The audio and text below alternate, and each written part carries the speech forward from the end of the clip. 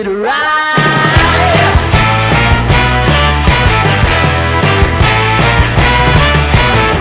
One by one, billion by billion, they're holding up half the sky.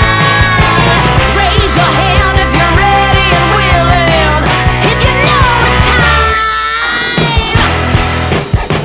Time for a girl on time.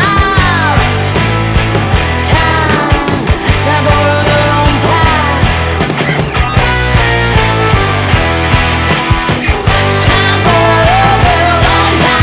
Episode on Behold Reviews in Gaming and Entertainment. In this episode, we take a look at one of my favorite systems of all time, the Sega Saturn. As most of you know, I'm a huge Sega fan and pretty much bought everything they released without question. However, the Sega Saturn was always in my sights, but was a bit too expensive for me at $399. Since I was just splurged on the Sega 32X and didn't even know of their early release date, I just pretty much waited. It wasn't until late 1996 when I finally jumped onto the price decrease, but was horrified to learn that so many games stayed in Japan rather than being localized in North America. This was the first time I had to research a mod for the Sega Saturn to eventually buy Japanese-made Saturn games. Was it worth it? In my opinion, besides the Xbox 360, I probably had the best gaming experience I have ever had in its 2.5 years of support before the release of the Sega Dreamcast.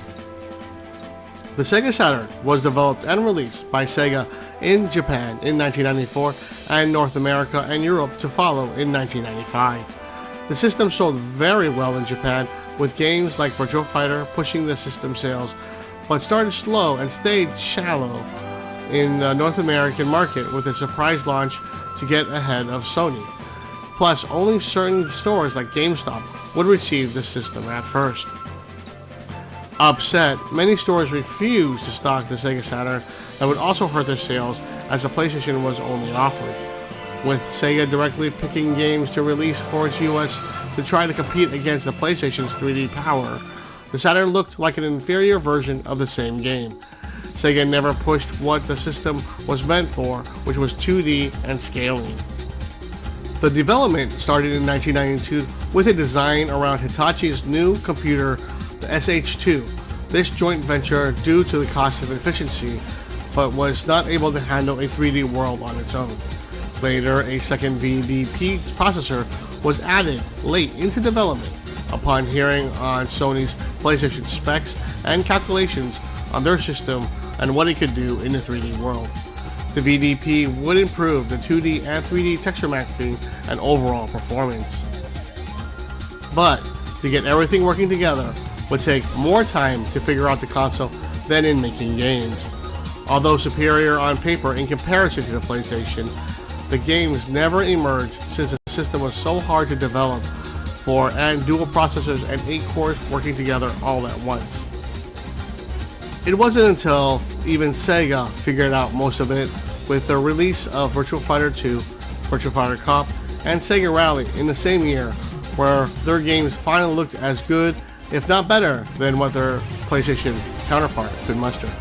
However, these tools were for Sega themselves, and took some time before they gave third-party developers the tools, but by that time it was much too late. Sega would continue to make a big impact in Japan, while the North American market shrank more and more, and with the release of the N64, all was but lost.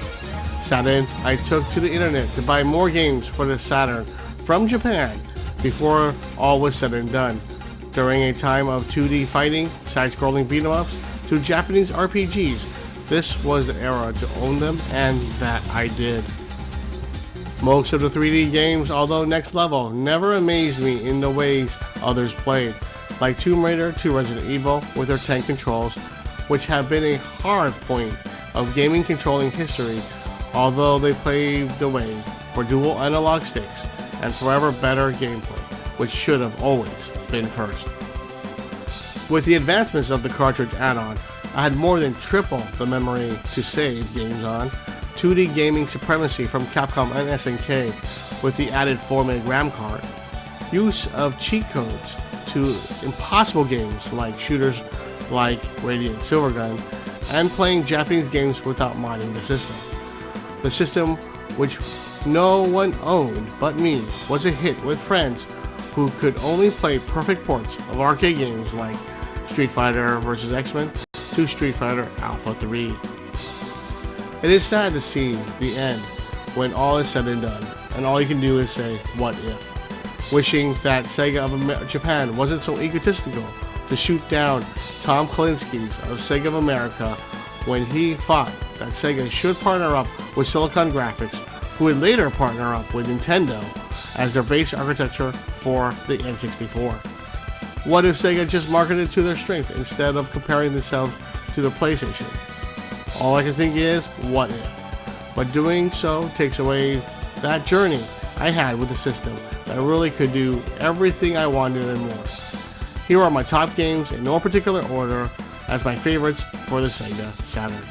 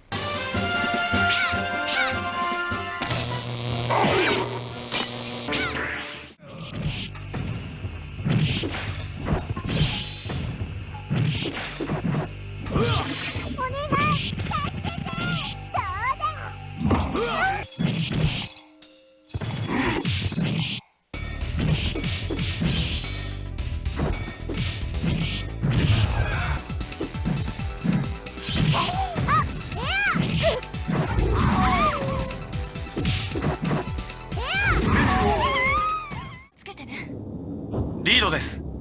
クリス、この規模の施設で本当に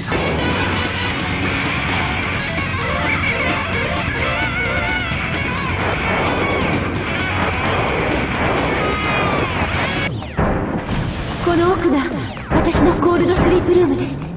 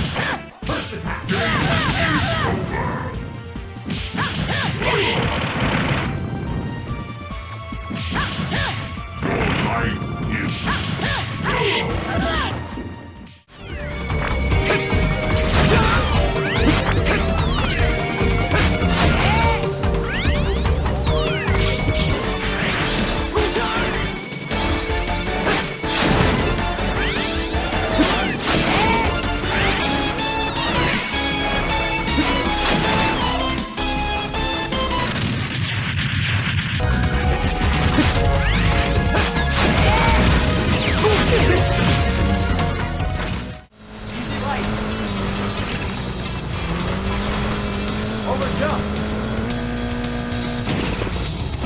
Left. Easy left. Easy right.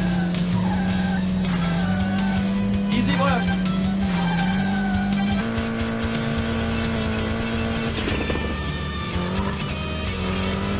Very long, easy right.